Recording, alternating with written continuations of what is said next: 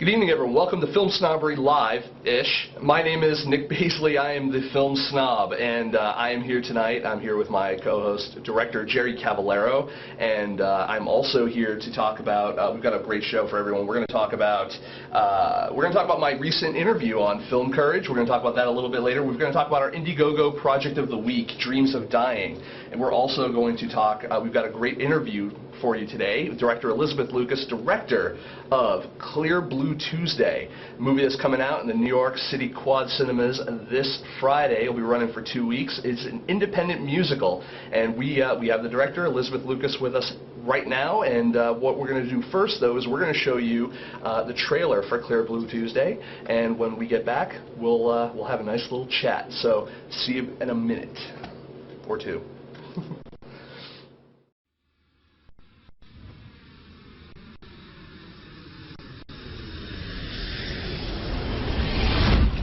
I can't ever forget. I don't know what else to do.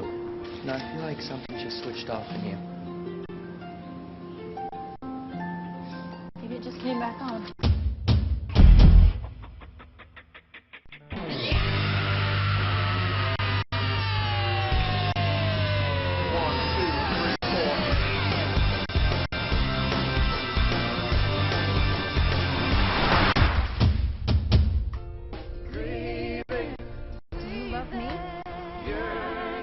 Good things happen to young men who work their hardest. I made my career, my life, and I lost my sleep. I took a year off to write about something important. I kissed a boy. I think people are worried. You ever stop and wonder what the hell we're doing this for?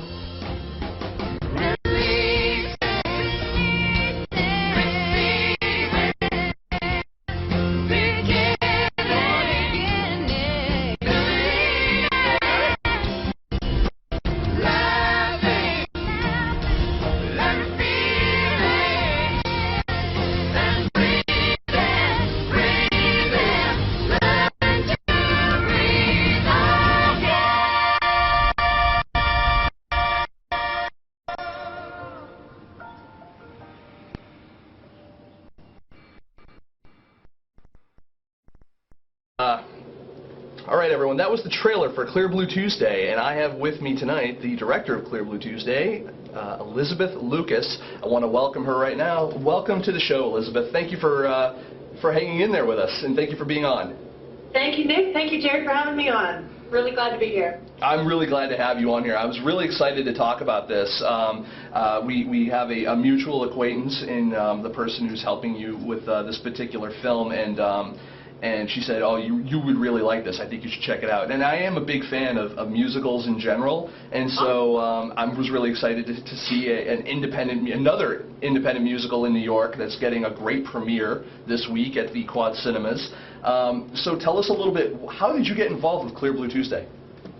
Well, Clear Blue Tuesday came out of my own little personal catastrophe. I was biking in New York City one day and got hit by a cab, and had a few months to sit around at home, nursing my broken bones and saying, is this really what I want to be doing, and what are my resources, and what do I really want? The thing I really wanted to do was make a movie musical, and the thing I really wanted to talk about was catastrophe as a catalyst for change in our lives, and certainly, living in New York at 9/11, I certainly that was a huge catalyst for change in my life, and living in New York also, I just had access to an amazing group of actors, singer, songwriters, and so I came up with this idea that I was going to cast 11 actor, singer, songwriters, and we started from scratch. We developed the script from improvisation and discussion and exercises, and eventually they developed fictional characters and fictional narrative, and then they wrote the songs that they sing.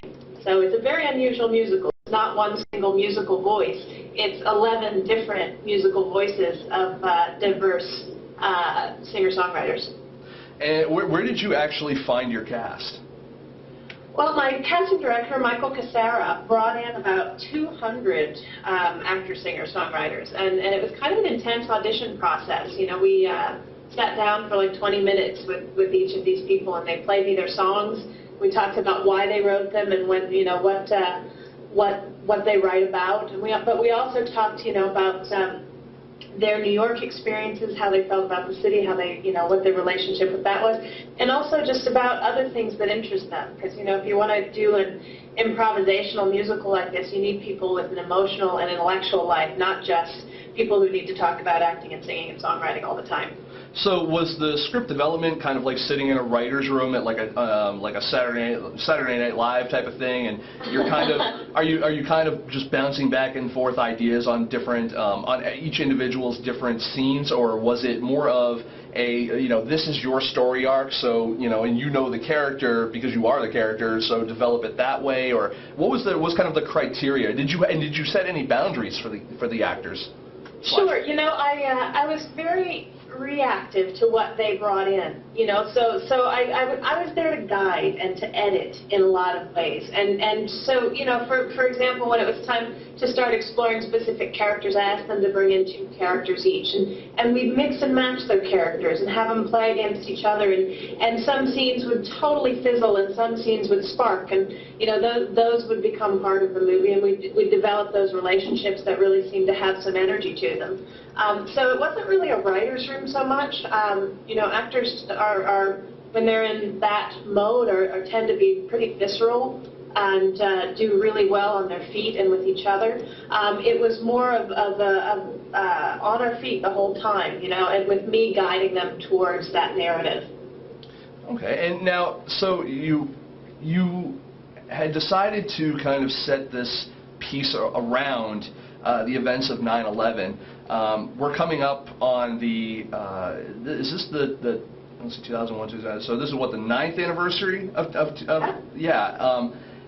being in New York and making a movie about New York. Has New York changed? Is it still changed to you from, now as it was then?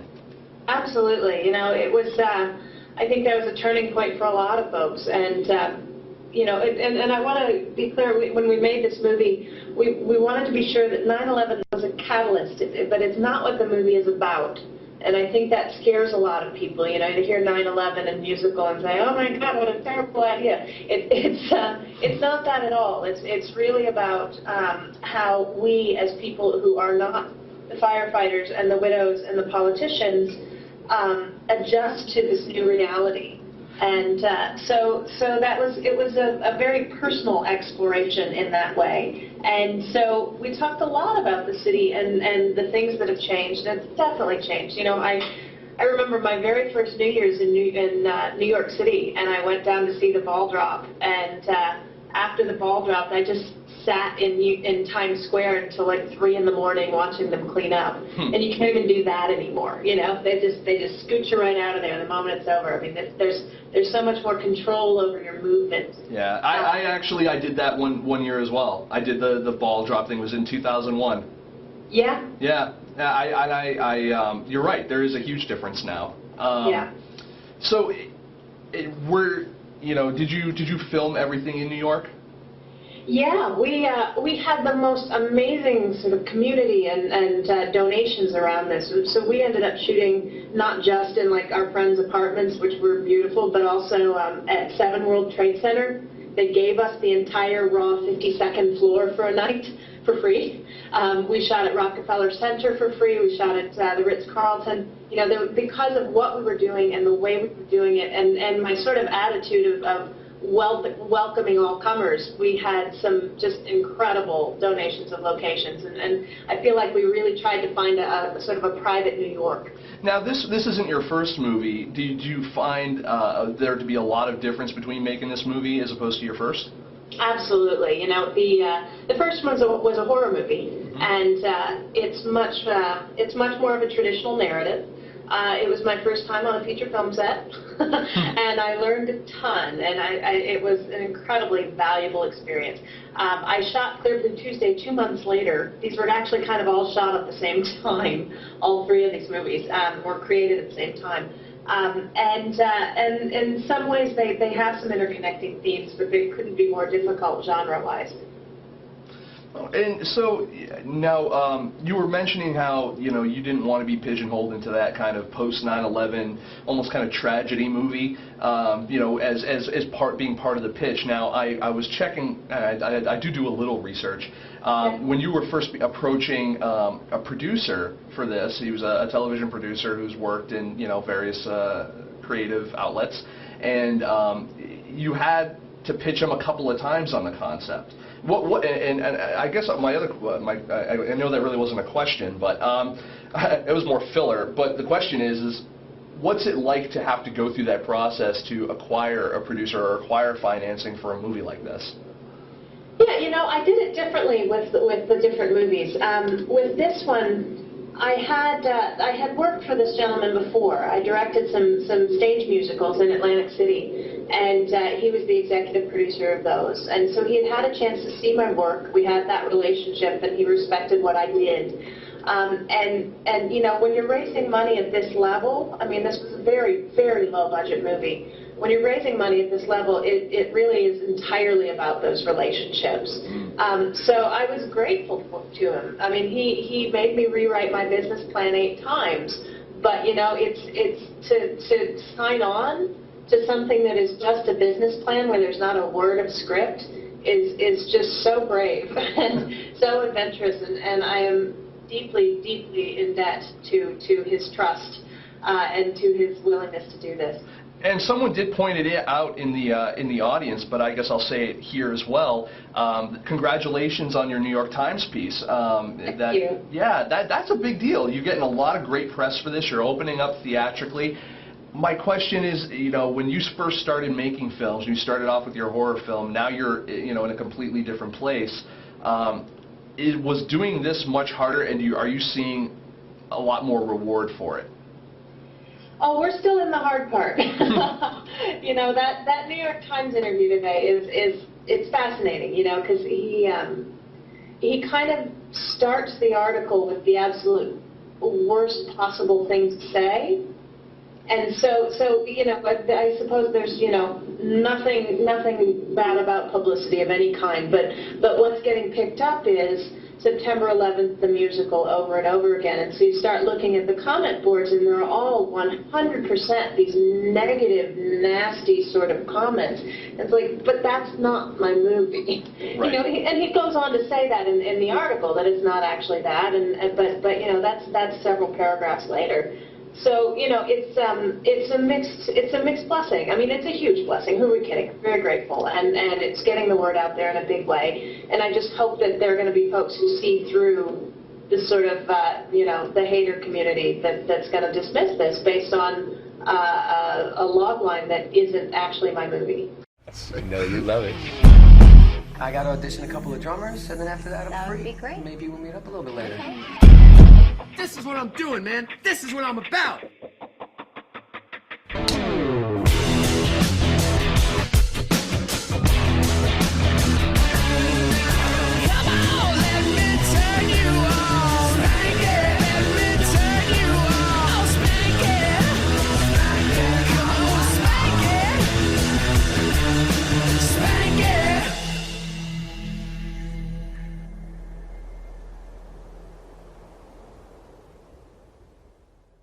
Now, my question, another question for you is, why a musical versus a straight-out narrative? Like, there are a lot of other movies out there that deal with, issues in New York, or even just kind of, it's almost a genre. New York movies are almost a genre in that case.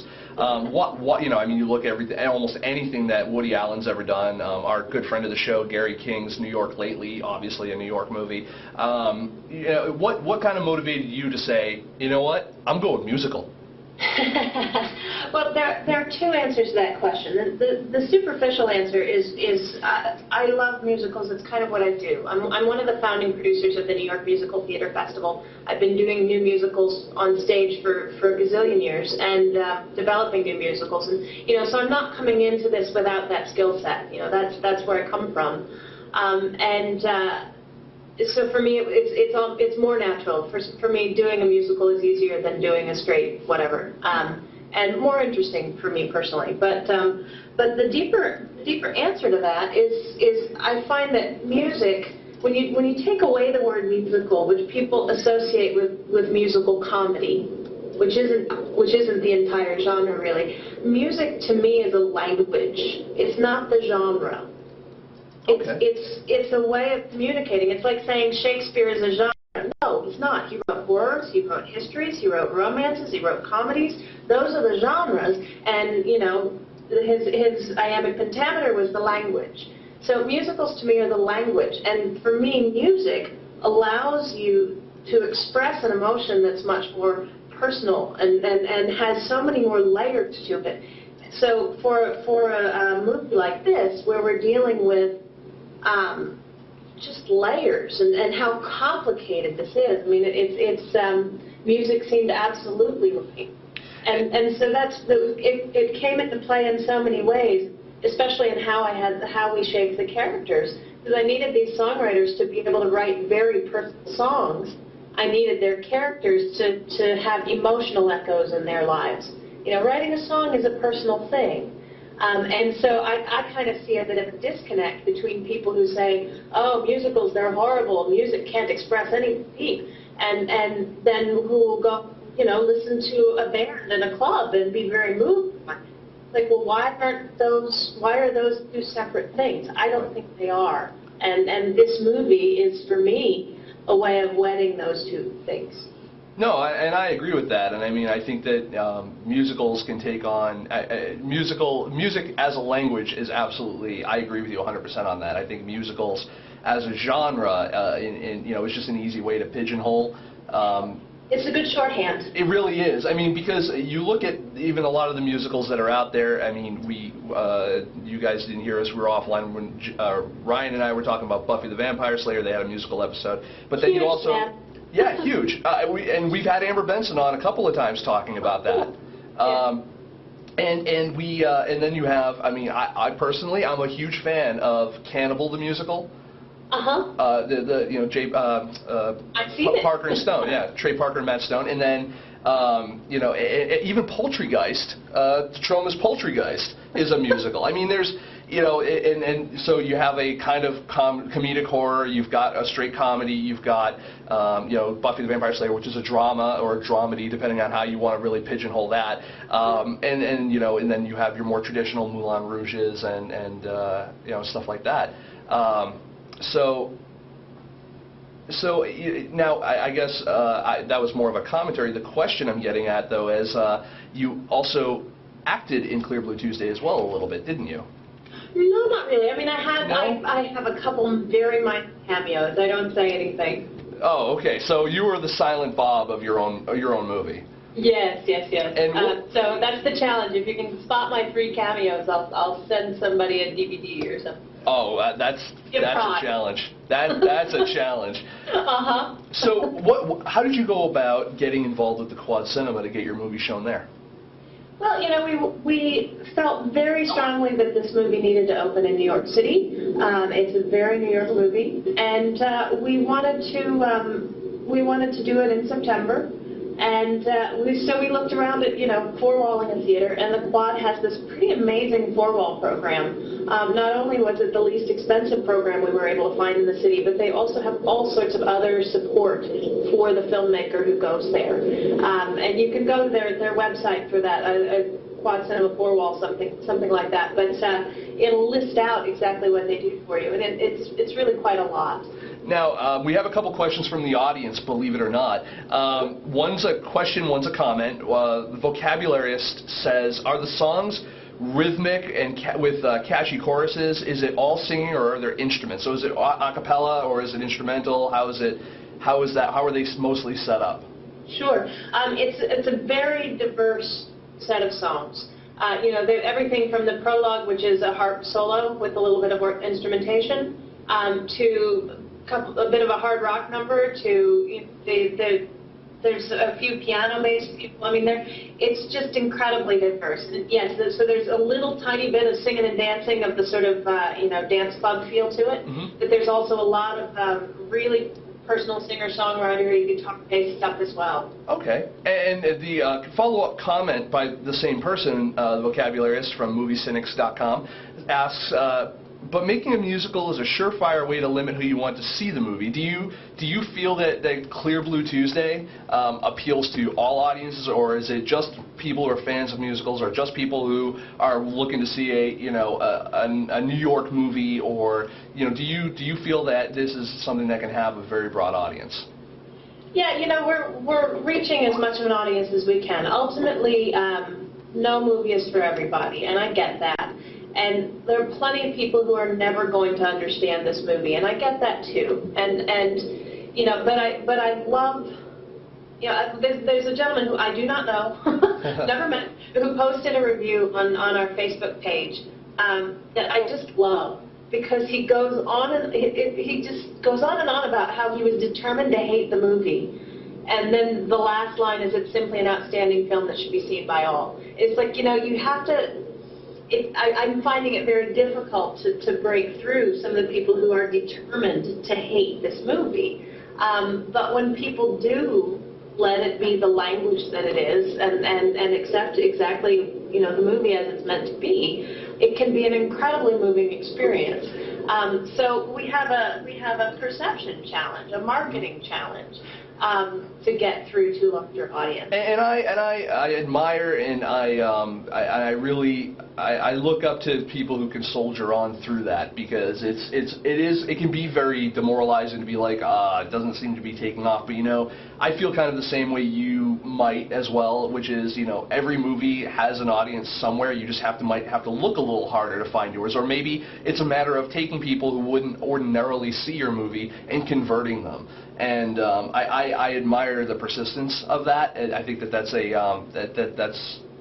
good. I like that you can take, as a critic, I like that you can take criticism, because I will be reviewing Clear Blue Tuesday shortly. What? That's the thing. Is I do not, whether you like the movie or you hate the movie, or feel passionately about aspects of it or not about others, so long as it's respectful. I mean, the thing is, making a movie is just, it's a huge endeavor, and nobody does it casually, not really. So this particular movie, we've certainly got, our 3 negative reviews have been so focused on the concept and being anti the concept that they really had nothing productive to say as a genuine criticism of what I made, as opposed to, we got this amazing review from Matthew Murray over at Broadway Stars, and he didn't like everything, and that's okay. And some things he didn't like, some other people, it's their favorite thing. That's okay, I don't mind that, but he really got it. And you could tell he watched the movie more than once, which was so flattering and so wonderful. And for me, it's like if I read a review and it's like they really watched it and considered it, I am just thrilled. Oh, all right. And we did actually have a comment from Mojave44 as well, a question that actually asked, how have early audiences been? Like, people who have responded to this movie, how has the response been? Has it been a mixed bag, or do you find, like you kind of just said, that some people tend to focus just on the 9/11 aspect, or have you found that more general audiences have been receptive? Yeah, it really varies, and I mean, ultimately, this movie was made for that 10% of people who see it and tell me they cried for 3 hours after. And that's okay. I love those 10%, but I mean, the thing is, it's kind of interesting. I think a lot about, and as a sort of studier of people, I think a lot about how people think and kind of observe it. And there's really a very interesting dividing line between people who understand music and people who don't. And if you're kind of on that other side of that line, I don't think this film will ever be for you. But the people who are on the music side of that line can range in reactions anywhere from at least respecting it and enjoying some of the lighter things about it to really being extremely moved by it. No, and I completely agree with that entire statement. I think that Yeah, I think that managing your audiences, you can only go so far, and once the movie's out there, it's kind of out of your your ability to manage anyway, and you just have to get those people who are gonna glom onto it and make them your audience, and the other people who just don't get it, they just don't get it. And like you said before, not every movie's for everybody. Absolutely. So no, that's really good. Now what do you already have something lined up that you're working on after Clear Blue Tuesday? Yeah, I've got two projects that I'm working on right now. One is another movie musical, although this one is a musical comedy, and it is in 3D. And no kidding. It's really fun. It's just so much fun. It's, this sort of down on his luck actor guy who hates musicals and wakes up in a musical one day, and so wakes up in this 3D, really over the top, crazy musical. It's really fun. So we're working on getting that off the ground. And I'm also, I don't know that your audience would know the theater folk necessarily, but Adam Gettle, who won the Tony Award for Light of the Piazza, has a song cycle that he wrote in 1998 that hasn't been done in New York since then. And he gave me free rein to write a narrative to it. So I've written a narrative, and we're working on getting that up on stage, hopefully very soon. Well, congratulations on that. Do you find it difficult or different to be, to switch from working on the stage to working on a behind the camera filming? Personally, no. I know a lot of people do, and it's a very different way of visualizing, certainly. But for me, that part of it has never been an issue, and I kind of think both sides really inform the other. As a director who's worked extensively on stage, collaboration is, my language. Collaboration is a given, and so I work really well with writers, for example. I mean, I was shocked to move into film and hear people say, "Oh no, we don't like writers on the set." I'm like, I love my writers. Are you kidding? I love my writers too. Wait a minute, I have none. No, actually, the writers for our site, FilmSnobbery.com, I do love because they work for free. No, also because they write really good stuff. Yeah. I will say I want to thank you for coming on the show tonight and for dealing with our various technical difficulties. For those of you watching this now, I'm going to break the fourth wall on you, and I'm just going to say you're watching a live show that was pre-taped, which somehow we were able to still capture an audience. So I got to throw a shout out to our audience that stuck around and fielded questions to a black box that they can't see. I want to say thank you to the Vocabularists and Bobby Bless, both from MovieCynics.com, Mojave44, yourself, obviously, who was actually in the chat room chatting as well, and of course my great co-host, Jerry Cavallero, who's there moderating and taking questions for everyone. I would thank my director, but he's sitting there watching the monitor, making sure that even the recorded version doesn't crash. So I want to thank you for bearing with us, and we'll for those of you out there who are watching this, you're just watching a streamed version later, and this will eventually this week, probably in the next day or so, be available on both iTunes, the Zune Marketplace, Blip TV, VodPod, every place you could possibly imagine you could get this video. It will be there. So, and congratulations again on the New York Times article. Congratulations again on Clear Blue Tuesday opening at the Quad Cinemas this Friday. If you don't catch it Friday, no biggie. They're there for 2 whole weeks. So check them out. They've got, I like musicals. If you like musicals, you'll definitely like Clear Blue Tuesday. So it's got, even the screener I have with the press kit and everything looks really good.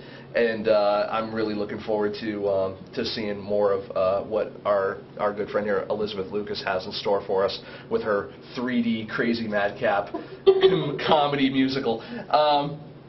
So I thank you for coming on tonight, Elizabeth. Thank you, Nick. You have yourself a great night. All right, you too. Bye-bye. Bye. So that was Elizabeth Lucas, everyone, of Clear Blue Tuesday, and what we're going to do now is we're going to show you a little promo for Final Draft, and when we come back, we're going to talk about our Indiegogo project of the week, Dreams of Dying. So stick around. We'll be right back.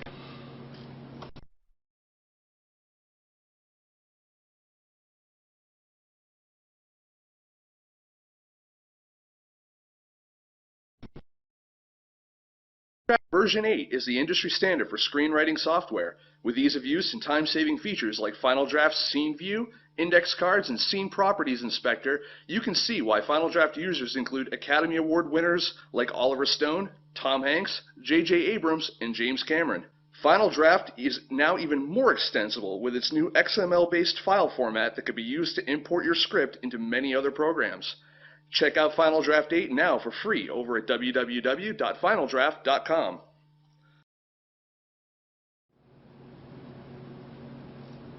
And we're back, everyone. I want to now kind of segue out of our interview portion of the show. I want to now talk about our Indiegogo project of the week. You can always check it out over at Indiegogo.com. It's Dreams of Dying, directed by Natalie Avital. I know I'm going to butcher her name, and I feel really bad about that. Natalie Avital. No, I had it right. Okay, cool. Produced by Natalie Avital, who's also in it, and written and directed also by Nic LaRue, which he sounds really familiar. But the project is by Natalie Avital. You can also check out their Facebook page. They have a Facebook page on there as well. You can check that out. They're trying to raise, it's a lofty goal, but I think they can do it, $10,000. They've already raised $1,600, and they've got 68 days left. So they've got 2 months, a little over 2 months. They got 6 months. No, 2 months. 2 months. Yeah, no, I don't do math. They've got a little bit of time, quite a bit of time now to reach their $10,000 goal. If you haven't already checked out their trailer, they've got a little clip online over on YouTube. Also, you can go to Indiegogo.com/dreams-of-dying. And you can see their stuff there. Remember to tweet it out, put it on your Facebook profile, dig it the whole 9 yards. And of course, best of all, donate to it. But if you can't afford to donate, at least get behind it by, tweeting it out and sharing it with your friends.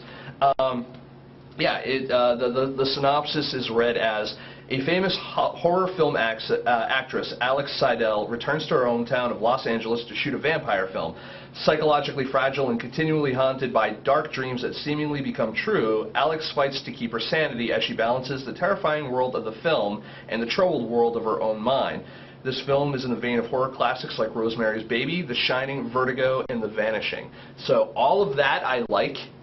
Like every movie she named there, I'm down with. So I totally will. That's why I got behind this particular project for this week. So again, our Indiegogo project of the week, Dreams of Dying. Check it out, Indiegogo.com/dreams-of-dying. And that's all she wrote about that. So now I want to talk. I've got a couple of things I want to talk about. And first one, I want to thank David Brandon and Karen Worden of Film Courage for having me on live on their show that didn't crash this past Sunday. They interviewed me, asked me a whole bunch of great questions. I actually just replayed it last night on my phone while I was just kind of relaxing because I wanted to see if I really sounded like a pretentious douchebag, and I didn't. You didn't even listen. You totally didn't, did you? No? Yeah. Jerry listened. Jerry was on with me the whole time. I was even talking to you in the chat. Well, not chat, on AIM. They even have a... I apologize. Unlike Jerry, Yeah, I don't have a life. Yeah, I was working my job so I could fund my own web series. It's called Nerfed. I don't know if anyone around here has ever... What was that? Film Courage? What? It's called Piece of Crap Web Series, not as good as Film Courage. You got a point there. That's true. But few things are. Now, that being said, they do have Film Courage. LATalkRadio.com does have an app. I don't know if it's... I'm talking to you. I'm not talking to the audience. I'm fucking talking to you. Look at me when I'm talking to you. Hi. You sloppy bitch. Look at me, you sloppy... No, they have an app. So you should definitely check that out. Now, and that's the whole LA Talk Radio thing has an app. It's not just Film Courage. You can get all of their shows. So you should check that out. I don't know if it's on Android. I know it's on iPhone. Find out if it's on iPhone. I don't really give a shit. I know you don't, but still, I figured that out. But I want to thank, again, David Brandon and Karen Worden. They asked me some great questions, and I was really... the questions were... Some of them were a little deeper than I expected. Some of them were a little more out there than I expected. And yeah, but they treated me really well, and I was very happy that the time went by way too quick. Like I was like, oh, I could easily field like 6 more questions, which is weird because I generally don't like talking about myself, and as much as like I'm used to doing the interviewing, you know what I mean? Like I'm used to being Same way. I don't like talking about myself either. Hold on. I call bullshit. All Jerry ever does is talk about his movie, himself, his life. I come home from I didn't work. have enough sarcasm in my voice. I come home from work, and I know I'm picking on Jerry on his birthday, and I feel so horrible, but I come home from work. As soon as Jerry notices that I've come on my laptop or something like that, I get, yo. So I wrote another 50-page statement. I want to tell you about this whole... Hold on. It's okay, because when people see this, it will not be Jerry's birthday. You got a point? No, they'll see it tonight. I'm going to try to get it up. You got an hour. 47 minutes. Okay, so when you see this tomorrow, and it was Jerry's birthday, wish him a happy belated birthday, even though all he does is talk about himself, and he'll probably tell you all about it tomorrow anyway. I'm kidding. So... Thanks for the birthday wishes when no one gave me birthday wishes just so I can get some. Yes. And it's funny. No, I'm not that pathetic. Yes, you are. But although I did find it funny that on Facebook, it didn't fit at all, did it? Years gave you the thank you, the happy birthdays and all that crap. Well, I said happy birthday at 12:06 last night, so I really think that, yeah. I forgot until I got here. Because I told you, I called you. Exactly. I called you until I said, be nice to Jerry tonight because it's his birthday. And I'm like, fuck that guy. But Jerry, you and I will talk a little bit more in a minute. There is something else I wanted to talk about tonight. You guys have heard me go off, and actually I even talked about it on Film Courage on Sunday, the importance of having a good press kit. I know you didn't listen, but I'm going to tell the people out there the importance of having a good press kit. Now, one of the cool things about having Elizabeth on tonight was that when I received her movie, which, by the way, this isn't even the DVD. This is labeled pre-release screener, but you know what? It's a nice little paper type of thing going on here. I got artwork. I got some stuff on the back. I got cast and crew stats and stuff on there. This is a DVD. Like, even if all this is missing is a freaking barcode, to be honest with you, and this could be retail ready. It's set up really nice, but nice little screener, not in like a freaking paper sleeve, which, you know, is forgivable. I mean, I get those all the time, but like this looks like she, you know, put some effort into it, you know, and you know what, does that matter to me? Sometimes, because I do like to display my DVDs. Like, I have them, they're spine out and all that kind of stuff, but still, I like to have something I can easily pick out. I don't want to flip through 50 freaking envelopes to see DVDs to watch something. It's nice for the reviewer. You don't feel like you're a burden. Yeah. You feel like, you know, yeah, it's a free copy, but you feel like they gave you something that you can be proud about. Not that you're like in a fucking drawer. Yeah, exactly. I'm not going to put this in an envelope and then throw it away. I've got a ton of screeners from the festivals I've gone to, and most of them are sitting in a drawer because they look like they came in a stuck like Chuck packaging. I know, right? I mean, Jesus. Now, that being said, but I want to talk about Clear Blue Tuesday for a second, because Clear Blue Tuesday did also send a press kit. Press kit, simple, honestly, is a very simple, just blue folder, but it matches. Also has their sticker of their poster on the front, in case you guys can't see it. And once you open it up, I have the postcard of the movie, opening, September 3rd, Quad Cinema. Tells you a little bit about where you can go see it. Not just like, hey, here's my movie. A little synopsis on there, too. So there's that. There's a business card in here. I'm not going to show you that because it has contact information on it, and it's contact info for a distributor. And I'm bad, but I'm not that bad. A nice little handwritten note inside as well, written on a Clear Blue Tuesday business card, which is a different business card. And then the meat of this particular press kit is it's one huge stapled thing of pages, but these pages, again, branding. This is all branding. Everything from this, see how everything matches, and it's beautiful and nice and clear to look at. It's Clear Blue Tuesday, clearly. You know, you open it up, I get my synopsis. It's got some little quotes and stuff from the movie. Good stuff there. It tells me who played what. Hey, Cassandra Kubinski. I have friends who know her. I don't know her, but Maria says she knows you. I would like to get to know you because you seem nice. Call me. Also, production notes about how the project was conceived, and then that goes on for a little bit. And then the next section, the creation of the actual film, goes on for a couple pages. I mean, we're talking, I mean, this is probably all total, probably about 20, 30 pages. I mean, it's a lot of information. But let me tell you something. As a reviewer and as someone who does a show like this where I interview people, the more information you give me, the better article and more informed article I can write and the better interview I can give. Because I can come up with questions like, oh, I noticed that you had something written in the New York Times today, so I could reference that article. But even this, if I were to go back to, there's a section in here, and I'll actually, I think I know exactly where it is because I was looking at it. Let's see, casting. Let's see the creation. Yeah, right here. Here we go. Yeah.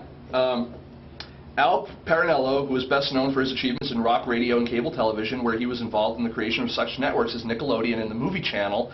Parinello had a chance to get to know Lucas's work in Atlantic City, where she directed for his Broadway On the Boardwalk series at the Trump Plaza. And this is the guy who I referred to in the interview, that he was, someone who worked in various media outlets, that, who wasn't too keen on the idea initially, but you repitched him a couple of times, and, whatever. Where do you think I got that question from? I got it from your press kit. So that being said, you want to be interviewed, you want to be reviewed, you want all these, you want the media attention that, and you want that attention to skew the way you want it to. Like really, I mean, that guided my question. No, not saying that I'm not going to come up with questions that are, completely off the wall, like, boxers or briefs or whatever the hell, other question I would ask someone. But, you can kind of guide my questions by satisfying my curiosity about various parts of your production. So you see how that was actually viable in this particular show. So I just want to, again, extol the virtues of having a good press kit and a complete press kit. I have contact information on here. If I have questions, I have used that, said contact information. I just want to, again, just put that out there and tell you guys and girls out there, if you're going to do something, do it right. There, I'm done with that. I'm done with this guy. No. So now I do want to talk to Jerry. Jerry's not here, Mrs. Torrance. I want to talk to Jerry because it is his birthday, and I want to say happy birthday to Jerry. Jerry was here on my birthday show, and he, took some time off from hanging out with his family and stuff like that to do the show again tonight. So that means to me that's extra special. I do appreciate it.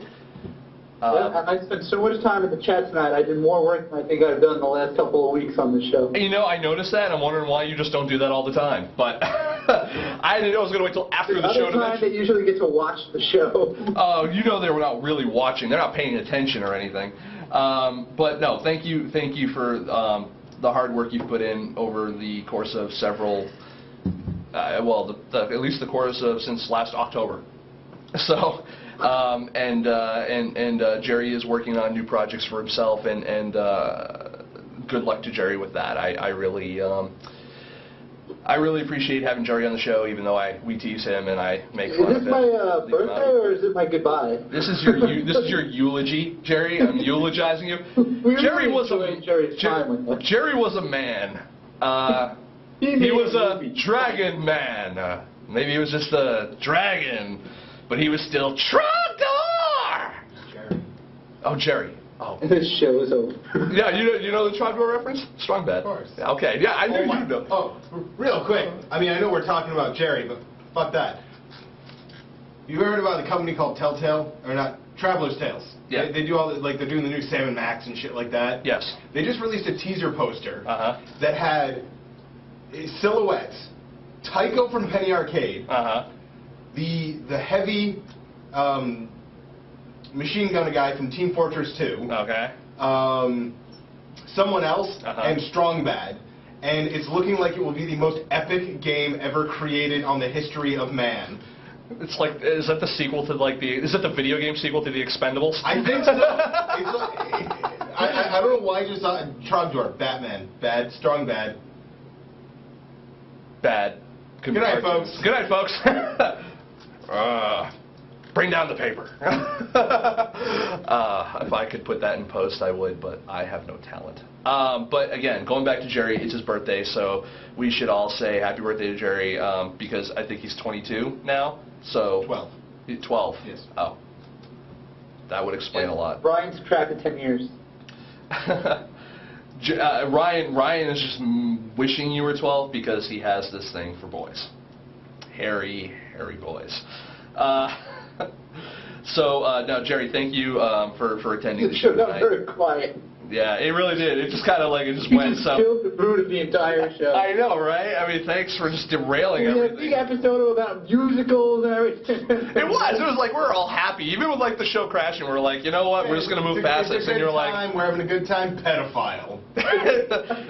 It really does. Pedophiles just really bring down the room, don't they? Like, it's a conversation stopper. You know, it's weird. I walk into rooms and I feel that feeling. And I feel like it would be like to be a pedophile. I don't know why. Well, it could have something to do with... This episode has the original Clerks ending. That's Something's going to get shot. I don't know how to end this show, so pedophilia. All right. Good night, everybody.